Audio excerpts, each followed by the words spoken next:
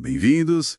Hoje a gente vai fazer um mergulho fundo na grande virada do direito penal ali nos séculos XVIII e XIX. O material que a gente tem aqui é fascinante, sabe?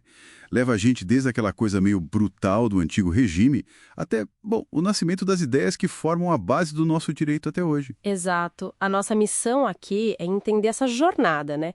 Como é que a gente saiu de um sistema de punição que era, assim, muito baseado no arbítrio, no espetáculo do horror, para chegar nos princípios, mais racionais que ainda sustentam muitos dos nossos códigos.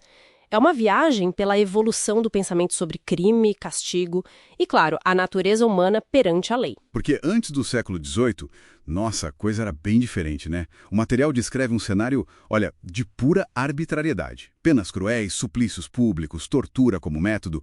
Foucault detalha bem isso. Heterogêneo, caótico, arbitrário e excessivamente rigoroso. Um poder todo concentrado sem regra clara, né? Cheio de privilégio. Sim, era um direito muito focado na vingança social, na intimidação pelo medo mesmo. Mas aí, claro, vem o iluminismo. E com ele uma figura, assim, chave, Cesare Beccaria. O livro dele, Dos Delitos e das Penas, lá de 1764, olha, foi uma revolução. E o impacto foi gigante, né? A ideia central de que não pode ter crime nem pena sem uma lei antes. Bem definida, o famoso nullum crimen, nulla pena sine lege. Hoje parece óbvio, né? Parece. Mas na época, Imagina. acabar com aquela coisa de inventar a regra na hora de punir. Foi radical. Totalmente. E Beccaria não parou aí, né? Ele defendeu a legalidade, sim, mas também a proporcionalidade. A pena tem que ser justa para o crime cometido. E o fim da tortura. E, muito importante, a ideia de que a punição devia ter uma utilidade social. Ah, tipo, prevenir crimes. Exatamente. Prevenir, não só infligir dor. Ele dizia que a certeza da punição, mesmo que mais branda, funcionava melhor do que a crueldade que acontecia de vez em quando. Foi, assim, a pedra fundamental da racionalidade no direito penal. E essa base iluminista, então, que preparou o caminho para a codificação. Para a criação dos códigos penais mais modernos. Isso. E aí entra outra figura importante já na Alemanha, Anselm von Feuerbach.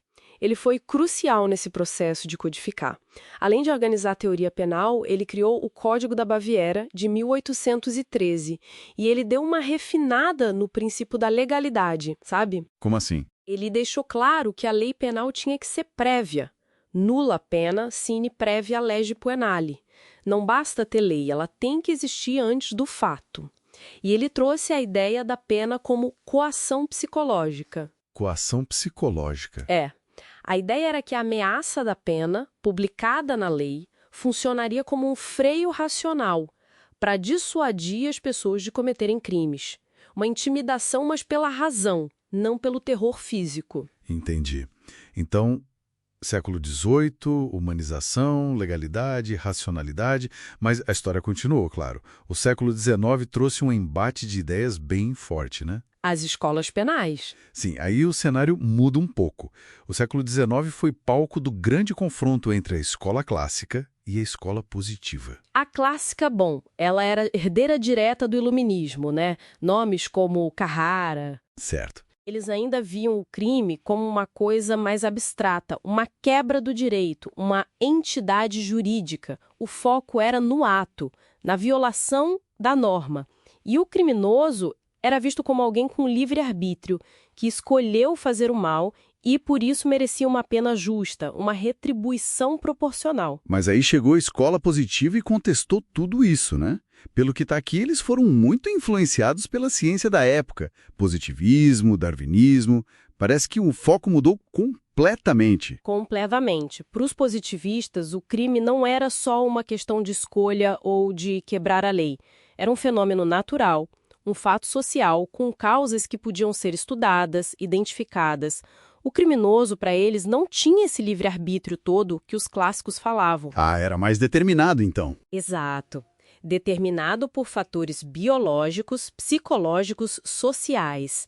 Aí entram figuras como Lombroso, que focou muito na parte biológica, antropológica, com aquela teoria polêmica do criminoso nato, sabe? Sim, bem controversa mesmo. Muito. E depois Ferri, que mesmo sendo discípulo, já deu um peso maior para os fatores sociais, econômicos. Garofalo tentou achar um conceito de delito natural. O método deles era outro: observação, empirismo. E como isso afetou a ideia de punição? Se não era só livre-arbítrio. Boa pergunta. A sanção mudou de figura. Não era só a pena como retribuição pela culpa. Surgiu com força a ideia da medida de segurança. O foco não era mais a culpa, mas sim a periculosidade do indivíduo. Periculosidade. Isso, o risco que aquela pessoa representava para a sociedade. Então a medida era para defender a sociedade, neutralizar esse risco. O foco saiu totalmente do ato e foi para o ator, para o delinquente, para as causas que levaram ele a cometer o crime.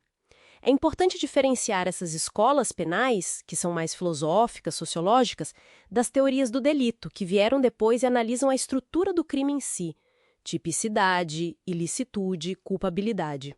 Entendi, César. E no Brasil, com esses debates todos rolando na Europa, como foi isso por aqui? O material menciona que a gente ainda estava meio preso às ordenações filipinas, né? E mesmo o nosso Código Criminal de 1830, já no Império, que era considerado liberal para a época, manteve a pena de morte, muito por causa da escravidão. A nossa recepção foi mais gradual e bem eclética, eu diria. As ideias, tanto clássicas quanto positivistas, chegaram, claro, e influenciaram muito nossos juristas, nossos códigos seguintes, como o de 1940, mas foi uma influência misturada, sabe? Adaptada à nossa realidade, que era bem particular. Não foi uma adoção pura de uma escola ou de outra, pelo menos não no começo. Que percurso, hein? Saímos da punição como espetáculo de poder, passamos pela busca por razão e princípios com Beccaria, Feuerbach, e aí mergulhamos nesse debate intenso do século XIX sobre o que é o crime e quem é o criminoso, com clássicos versus positivistas.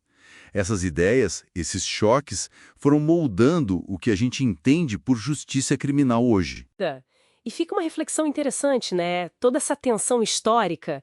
De um lado, foco no ato, na violação da lei, como viam os clássicos.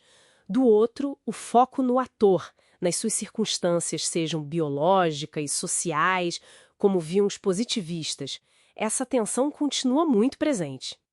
Continua mesmo. E a questão que fica é: como é que o direito penal de hoje consegue equilibrar isso?